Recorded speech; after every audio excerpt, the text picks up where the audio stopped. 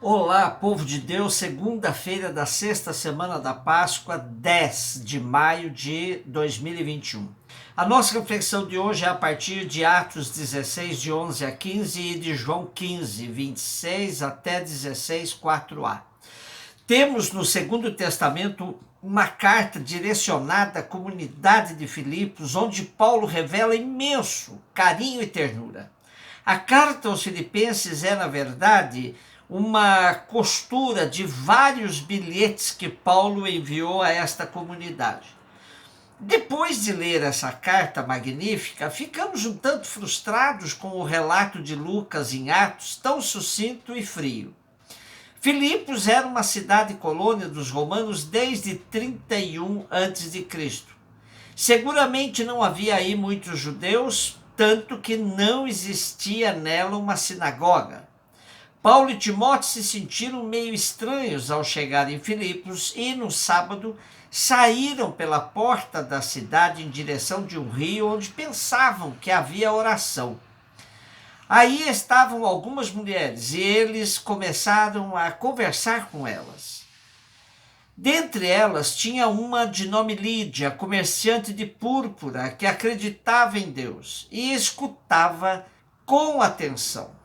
O Senhor abriu-lhe o coração para que ela aderisse ao que Paulo dizia.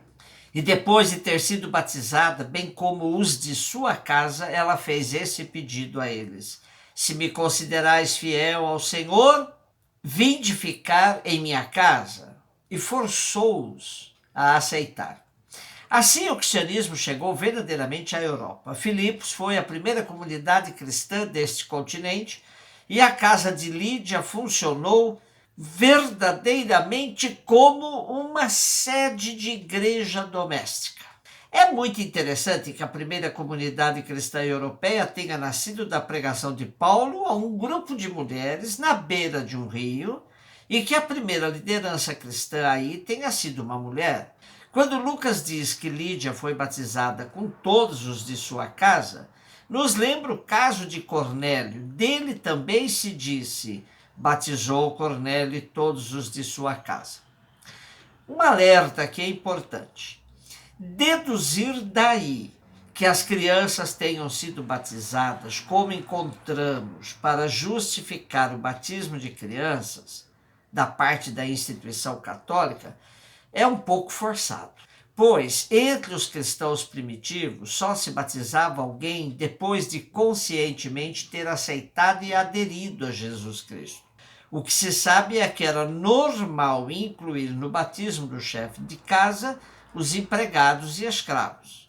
Porém, aqui, a líder da casa é uma mulher, Lídia.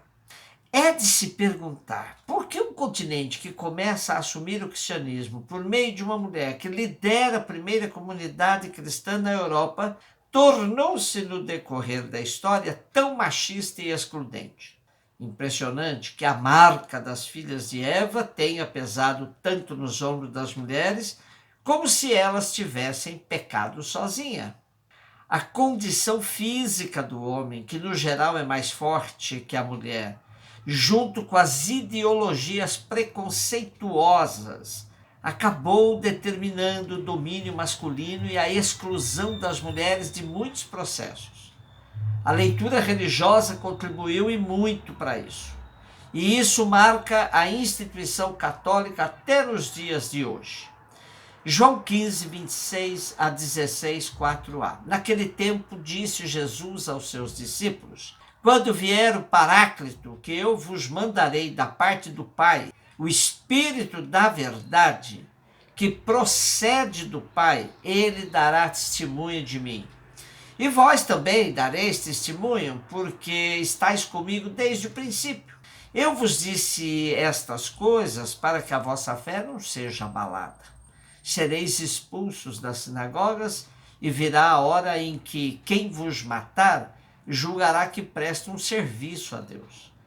Agirão assim porque não conheceram o Pai nem a mim. Eu vos digo isto para que vos lembreis de que eu o disse quando chegar a hora. Continuamos a ler o discurso de despedida de Jesus. No trecho de hoje, Jesus introduz a promessa do Espírito Santo. A perseguição virá, mas os discípulos podem ter a certeza de que terão coragem de dar testemunho de sua fé em Jesus, porque o Espírito já fez isso, já deu testemunho sobre Jesus. O tema da perseguição é marcante, porque sempre nas narrativas dos primórdios cristãos ele aparece. Aqui Jesus alerta sobre a perseguição imediata que acontecerá com sua paixão e morte e sobre a perseguição futura com a expulsão dos cristãos das sinagogas. É claro que quando o quarto evangelho foi escrito, tal expulsão até já tinha acontecido.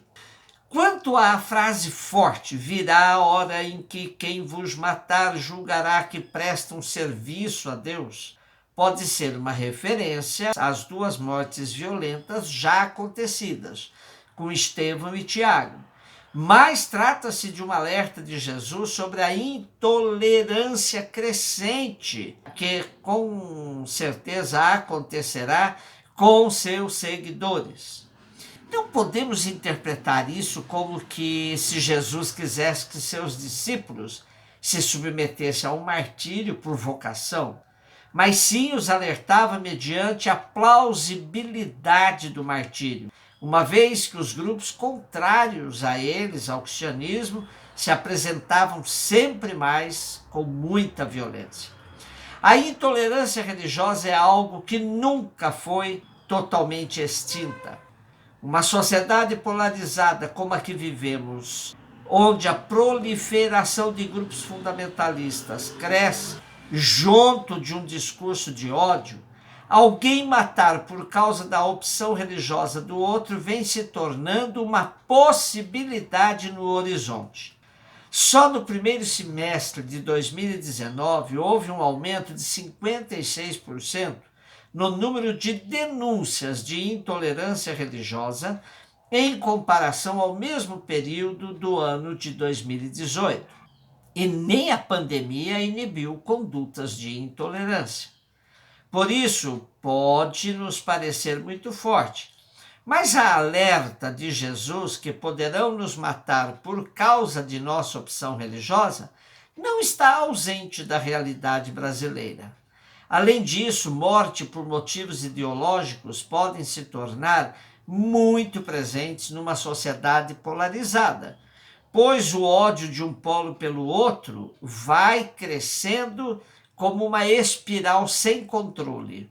Basta ver os cartazes presentes nas manifestações atuais pelas ruas e avenidas do país. Sempre me deparo com grupos fanáticos religiosos que vão aumentando. E aí, cada vez que a gente se depara com eles, esse alerta de Jesus emerge. Eles ainda os matarão, pensando até que estão louvando a Deus, prestando um serviço a Deus. Muitos dos que atualmente engrossam as fileiras fanáticas não têm condições de avaliar o desfecho de tudo isso. Precisamos com urgência repetir a alerta de Jesus e ir buscando caminhos de superação dos discursos de ódio que assolam nossa sociedade atual. Não podemos deixar isso continuar assim. E hoje, 10 de maio, fazemos memória do martírio do padre Josimo Moraes Tavares. Foi meu colega de seminário, assassinado por fazendeiros no Bico do Papagaio, em defesa de terra para os sem terra. Josimo, nosso irmão querido, Marte, interceda por nós na nossa luta contra todas as intolerâncias. Um beijo no seu coração.